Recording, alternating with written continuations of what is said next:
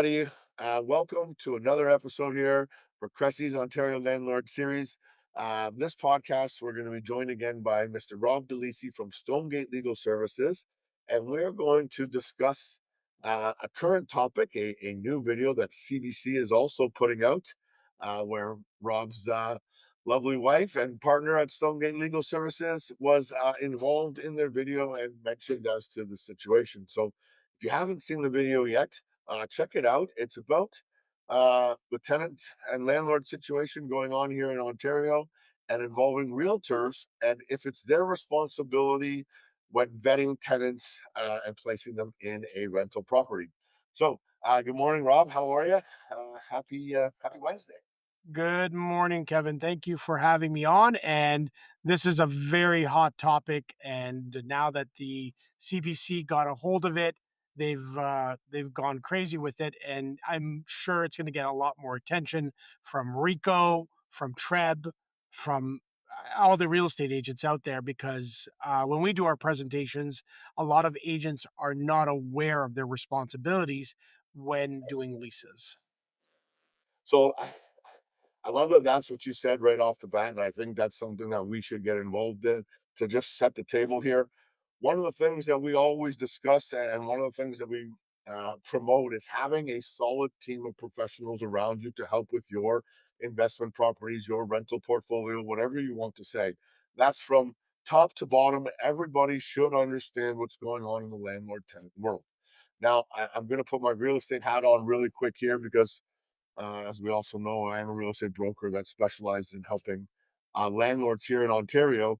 And they're talking about real estate agents having the responsibility of vetting tenants and landlords thinking that is why they are hiring us. They're not. They're hiring us to help them bring in potential tenants to see the property so that they can then make whatever choice is best for them. It is their property, their investment, their money, their decision. That's how we work everything. And we have a program that we go through, whether we're working with realtors from our team, our REMAX office, or anybody else, Frank from Royal LePage or Susan from Century 21. It doesn't matter when we're dealing with the property management side and working with our landlords after if they're going to help place tenants for landlords. So let's talk about the video here and break it all down about what's going on. What's your opinion? Let's start there, Ron. Why don't we talk about with what you're thinking? Yeah, I think the problem is that a lot of agents are not aware what their responsibilities are.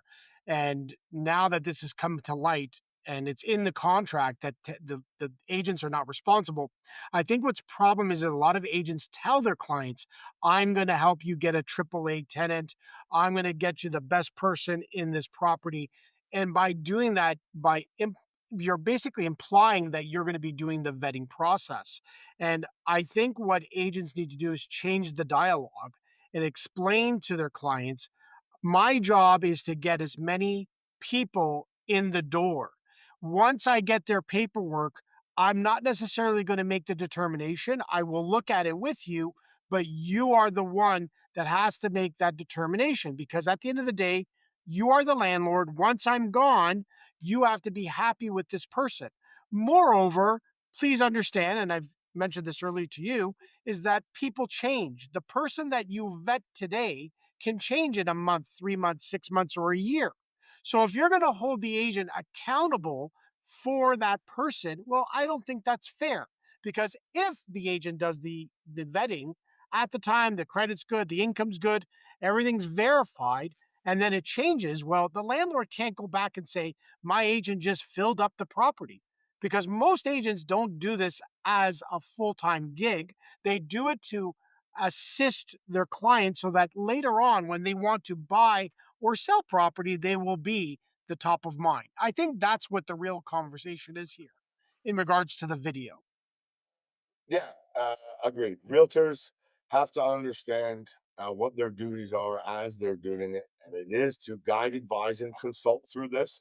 But it is ultimately the landlord's decision. They have to be confident with everything, and you have to put paperwork yourself. Right? We had somebody the other day bring us their credit score. Well, with fraudulent documents, if you provide me with your credit score, your Equifax report, That doesn't do me any good. It can be forged, it can be switched around, whatever you want to say. I have to pull all of that for our clients. We do it. It costs a whopping $25 every time we pull it for a full credit screening.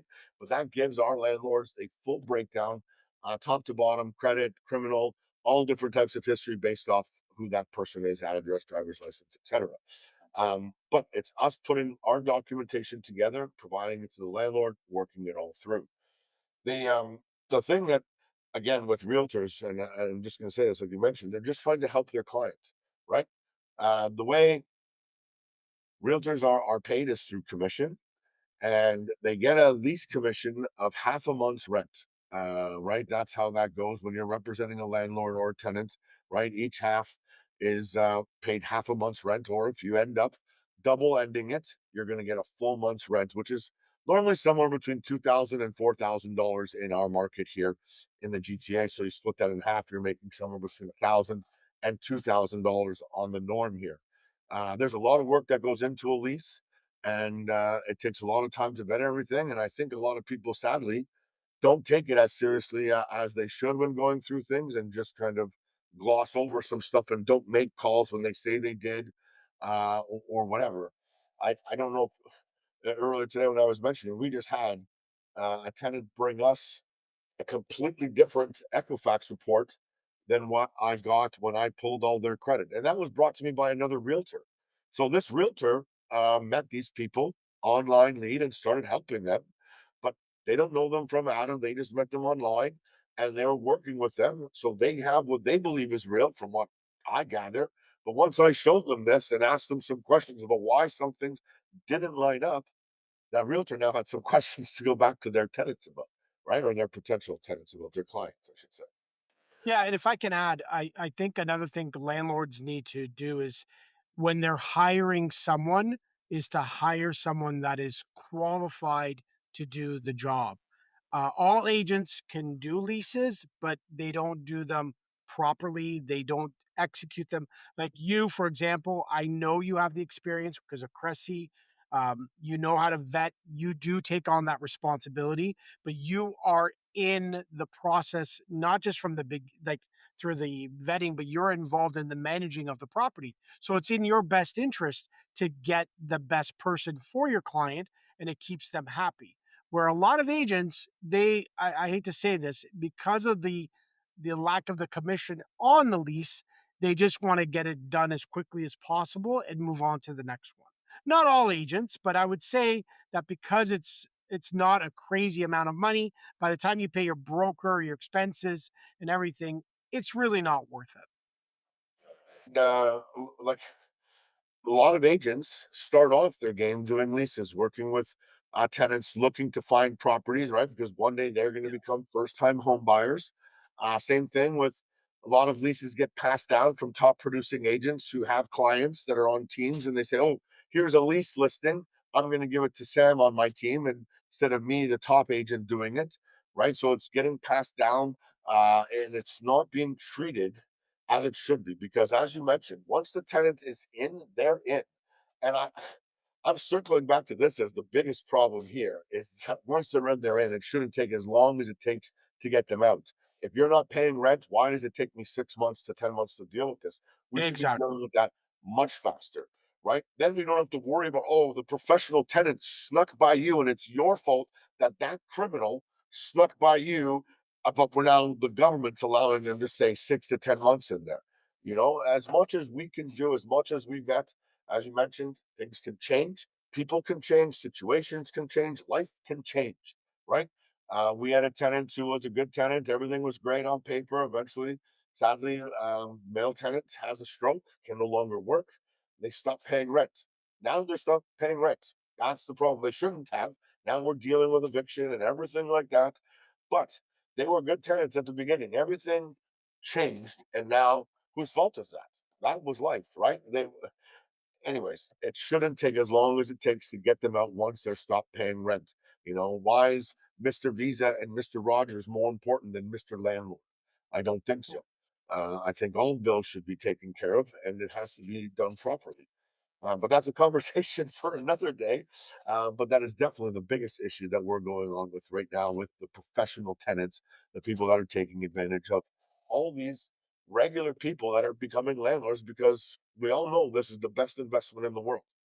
And people always need a roof over their head. But there's no reason that anybody should be able to live for free unless you're living with your parents. Right. So if you don't mind, I think there's a few takeaways that people should get from this podcast that we're doing. And I think it's number one, if you are going to hire an agent to do a lease, make sure they're qualified. That's number one. Number two, understand that contractually, they don't have to be responsible for vetting. If they are going to be responsible for vetting, I believe there should be a Schedule A attached to the listing explaining what they're going to do so that the client understands. Number three, I think it's important that landlords know that even if the agent does the vetting properly, that later on, that tenant can change for life circumstances. And I think it's important that, that landlords understand, real estate agents understand. I think even the governing bodies that govern real estate agents understand that this is a problem and we need to address it and we need to educate people as much as possible. And that's why we do seminars for agents throughout Ontario. The seminars for agents, seminars for landlords. We all need to know what's going on. And Stonegate Legal Services, follow them on social media. They put out a lot of great stuff there for, again, both landlords and realtors to have and to be in the know. And you know what? This is going to circle me back to another little plug that's going to be starting towards the end of this month.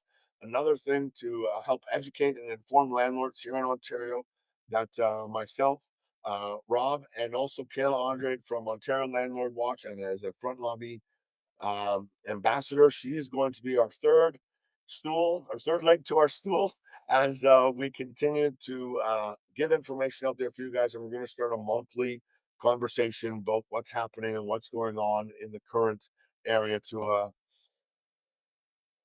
as an additional thing towards this podcast. So more information out there for you guys. So look out for that. We'll get you as that's coming out. That's going to be an end of the month type thing where it's going to be a conversation similar to this about what's happening, what's going on, and what landlords need to know. But videos coming out on CBC. Have a look at it. Check it out. It's again, it's good information about what's going on and about what to be aware of. And it's landlords, we just have to make sure that we are working with professionals that are working in your best interest, somebody on your side, right? Again, from insurance broker all the way through to realtor to paralegal to real estate lawyer to contractor, you name it. Everybody has to be a part of your team, qualified and understanding of what your goals and purposes are. Um, yeah, I've again, the video was interesting. I think it was kind of looking at hammering on realtors that they should be doing this. At the end of the day, a good realtor is not their responsibility, but is there to make sure they're collecting all the proper, correct data, documents, and information so that you, the landlord, the property owner, can make an informed, educated decision on whether this tenant is right for you or not. Um, that's my 2 cents about anything, Rob. I know you said your 3 things. The only I was just going to say, is there any way that you can actually link the video in the description so that all the viewers here can watch it so that they can make their own conclusion when they watch the video? Oh, I'm definitely sure that can happen. We'll get that looked in, whether it goes into the comments or however that's done. But it is on CBC, the national. I'm sure whether this link or whatever, it'll get you there. Um, but again, more information out there for landlords to make sure that they're understanding what's going on. But we do have to get back to getting tenants evicted faster for non-payment of rent. That is our biggest issue for sure. And I guess that's going to wrap up our short little episode for Yep, today. So check out the that was video. a It's good only one. 10 minutes long. Pardon me? That was a good one. That was a good one. I think it's good to educate as many people as possible with this stuff. Always. So let's get this out there. Check out the video. Any questions ever, don't hesitate to reach out to myself or Rob DeLisi or anybody else on our team throughout the podcast. We're here to help guide, advise, and consult you landlords to make sure that you're making the best decision for you and your specific situation because everything is different, similar but different all across the board. All right, great. Thank you for having me, Kevin. Awesome. Thanks again for joining us, Rob. As always, you're a great guest and a great wealth of knowledge, and we appreciate your time. And we will talk to you soon. Thanks so much, everybody. Bye for now.